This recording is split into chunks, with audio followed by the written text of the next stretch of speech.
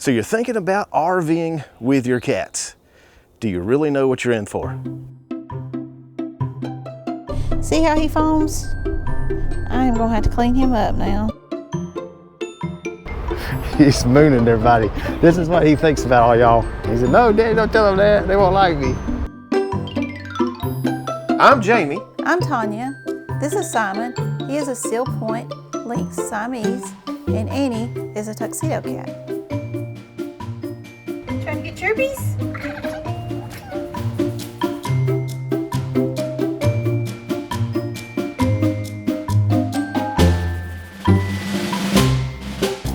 In today's episode, we're talking about how to make your RV cat friendly. Hopefully this topic today will show you how to make RVing less disruptive for your lives and your cat's non-lives as well. So today we're going to talk about what Tonya and I do to make RVing with our cats a natural part of our RV experience. We travel with our cats, Simon and Annie. They are 3 years old. They've been doing this for almost 2 years, and they love traveling in the RV. They love looking out the windows. They're just glued to them, looking at chirpies, ducks, geese, squirrels, whatever might be lurking outside. A recent Go RVing survey finds that 68% of RV travelers travel with a dog or a cat. Now, out of that percentage, 92% is traveling with a dog. That leaves only 8% traveling with a cat. Now, why is that? I think that's because cats are naturally territorial, and that just seems traveling with them just impossible. So that makes a lot of people just don't want to hassle with it. So I think that's why you see a low percentage in that. Now today, Tonya and I, we're part of that 8%. Now what do we do to make traveling with our cats as natural for them and makes our RV experience just natural to be together? On today's video, you're going to learn how to make your RV safe and comfortable for you and your feline friends. First, let's start off with topic one, the ride. Now first, you're going to need to start off in baby steps. You're not having fun, are you? Nope. Drive them around in the same vehicle that's going to be towing your RV. Get them acclimated to it. You're going to find out pretty quickly how this will go. Now we have to medicate ours with a sedative drug that is prescribed by our veterinarian. Now we have recently wondered why Simon was getting sick just before we even hit the road. We discovered that if he eats before he takes the meds, it settles on his stomach a whole lot better. He was actually throwing up because his stomach was being upset by the medication. We were taking their food up the night before we hit the road, but we have learned our cats can hold the restroom for a long period of time. And by the time we stop within 4 hours, they'll get a potty break and be able to relieve themselves. Now this way, the medication that we give them won't turn their stomachs and they're just a happier cat. Now we do secure them in the tow vehicle with their pet carriers using seatbelt and straps. We will, however, open the door on the cage once we hit the road and the traffic is light and it's safe to do so. Now this is where you're going to need to be the best judge of your cat's behavior to figure out what exactly you need to do for them.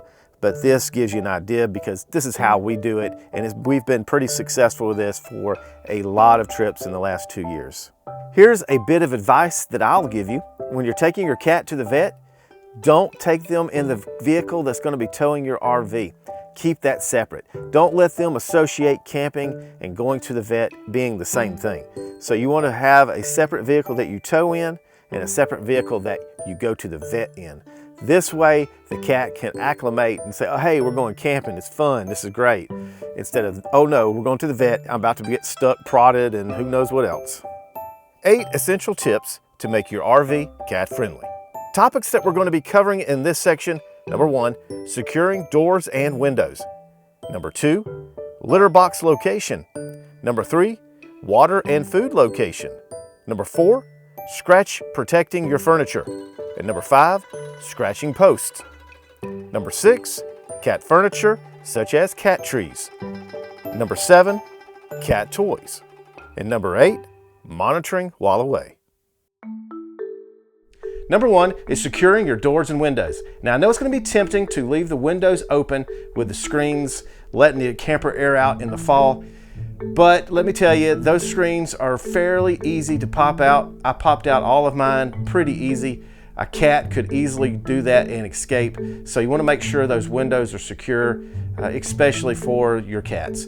Now there may be a window in your RV that might be in an area that is not accessible to them. That would be fine. Like our bathroom has a window that would not be accessible by the cats. Things like that would be fine. The other thing that you want to do is make sure your entry door has a pet gate. Now we have a pet gate that we highly recommend, and we have it in our Amazon store. This will help prevent any cat escaping when the door is open and you're coming back in at the end of the day. It's very easy to use. You just unlatch it and just open it up and it latches back. Number 2, litter box location. If you're new to RVing, look in the campers that you're looking at and make sure that it has a proper location for a litter box. Most people don't think about this. Our litter box is located where our washer and dryer would go, which is in our closet, and that is the best location to put it. And whenever we're traveling on the road, we always put their litter box in the bathroom in the shower so they can take bathroom breaks throughout our trip. Number 3, food and water location. You want to make sure that you put their food and water in a location that is away from foot traffic in and out of the RV. You wouldn't want trash in your food bowl or water bowl. Well, neither does your cats. Number 4, protecting your furniture from your cat scratching it. We bought covers to put on our love seat and our recliners, and we also put a blanket over our ottoman so they don't scratch our ottoman. Number 5 is scratching post. You want to have a scratching post in the bedroom and you want to have one in the living room. The more scratching posts, the merrier, because cats are naturally drawn to scratching posts to scratch their claws on. That will prevent them from scratching your furniture. Now, it's not a guarantee, but it will help eliminate their need to want to scratch your furniture. They don't do that to get on your nerves. That's like popping their knuckles to them. It's stretching. It feels good. It's just a natural instinct. They don't do it to try to annoy you. They're not trying to tear your furniture up. It's just, it feels good to them, and it's just natural for them to do so. Scratching post, and more scratching posts. Number 6, cat furniture and cat trees. This is very important to have in your camper to make your camper feel like your home is inside your camper also. So they have places to run around, jump on, and cat trees that they can lay in and look out windows and scratch on. Number 7, toys. The more toys, the better. We have several different toys that our cats really love playing with at home. We'll bring those along in the RV so that they feel right at home with it, because if they don't have entertainment, they're gonna make their entertainment, and you don't want that. So make sure you have enough cat toys to keep them entertained. Number 8, monitoring while away. Now when I say monitoring while away, what am I talking about, Tonya? Cameras and Wi-Fi thermostats. That's right. Now cameras are important for what reason? To monitor your cats while you're away. Of course. That way you can see what's going on. It gives you a little eye in the sky, so to speak. We put these, there's 3 locations in our camper that we put these. I mounted them to the ceiling. I mounted one in the bedroom. The Wi-Fi thermostats are good for what reason? You can monitor temperatures. Yeah, so what's important about monitoring temperatures for? Why do we need to worry about that? In case your power goes out. That's right, in case your power goes out. So what I've done is my Wi-Fi router is connected to a UPS, an uninterrupted power supply unit. So when the power goes off, this battery here actually powers my Wi-Fi router, which therefore all my Wi-Fi devices within my RV are still working. The cameras, the thermostat, all that. The only thing I can't do, obviously, is control the air conditioning, but I can monitor it. So what I do is I actually set an alert on my thermostat, and it alerts me when it hits 80 degrees in the RV. When it hits 80 degrees, it alerts me. There is another option that we don't do that we probably should think about, and that's the waggle. There's a lot of people out there that are advertising that. They're talking about it. It actually uses a cellular signal. It's a little box that just plugs up, basically just to recharge. It has a battery in it. It will run for hours and hours and hours. and it will alert you when the power is disconnected, and it lets you know what the temperature and the humidity levels are in your camper. So that's another option. We don't use that. We actually just use the Wi-Fi router. Next, we have topic number 2, practice camping. Okay, so the one thing that you're gonna need to do is you're gonna need to practice camping with your cats, because cats are very territorial, so therefore they've got to make this place their territory as well, and the only way to do that is to introduce it to them slowly. So what we did when we first got an RV, we camped out in the yard. Now, I did not have a 50 amp power ran to my camper at that time, so I actually used our generator. I actually have a really large generator. I ran the camper off the generator. We spent time out here with them, get them used to the RV, the television being on, and just the sounds of the camper. So over time, they're going to get used to it. But you know, you got to really practice a lot of patience and time with them, because cats are territorial. It's like I mentioned before, cats are very territorial. So it takes time for them to make this an extension of their home. Basically, the way in their minds are going to be working is their home is their territory. Now their home has just grown another room. Now, you know, forget about, well, they're leaving that place and coming here, but in their minds, this is still part of their domain as their house. So, you know, warm them up to it, practice a little bit. If you're not fortunate enough to have a way of being able to camp at home, you know, go somewhere close, somewhere that's within 30 minutes to an hour away, and actually just spend a day. Maybe, you know, just go ahead and book for like one day. Just say Friday night into a Saturday and come home on Sunday. That way you give them a full day of it. Do that a few times. It not only warms them up, it warms you up. It kind of lets you know it's just going to work, because before we go and investing in Wi-Fi thermostats, pet cameras, and all this other stuff, this will let you know, is this going to work with them? Now, it's going to take time, because ours did not pick up with it right away. It took several camping trips in the yard to get them, finally get them used to it. And then the first trip we went out on, they were pros at it.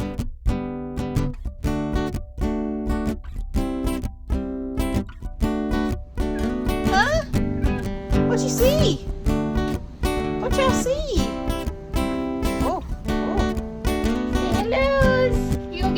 Kisses.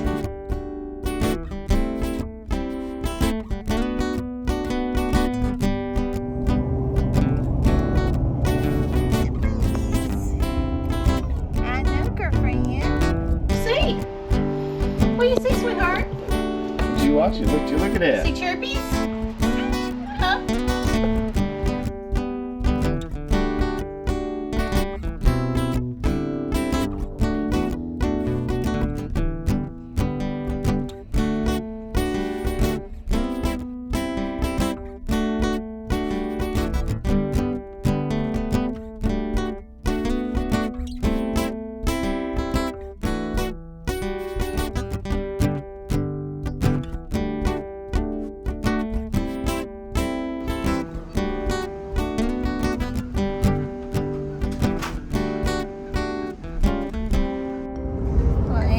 Hidden herself under her bed. Hey, girl. Hey, girl.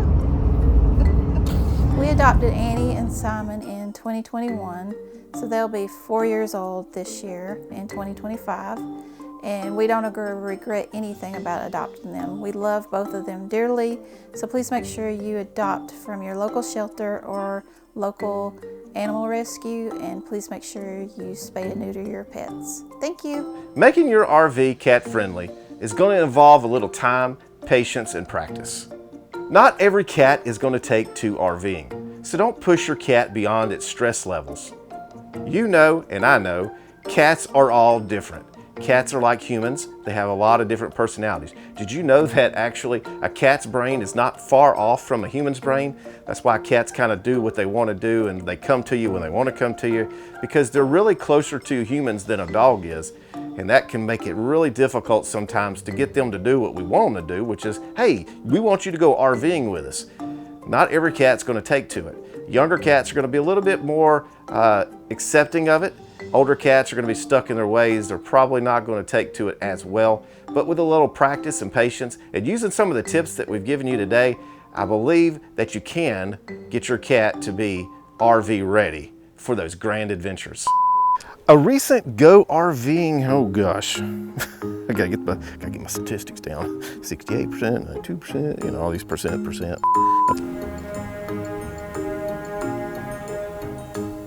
What is that? I gotta, if I'm editing this, check the next clip because I gotta get something to drink. Mouth dry. I don't think I can do that any better. I think that was pretty good. What you think? Is that good? Cut, print, check the gate, moving on? Yeah. Thank you for watching. Don't forget to hit the like button, subscribe if you haven't already, and we'll see you on the next episode.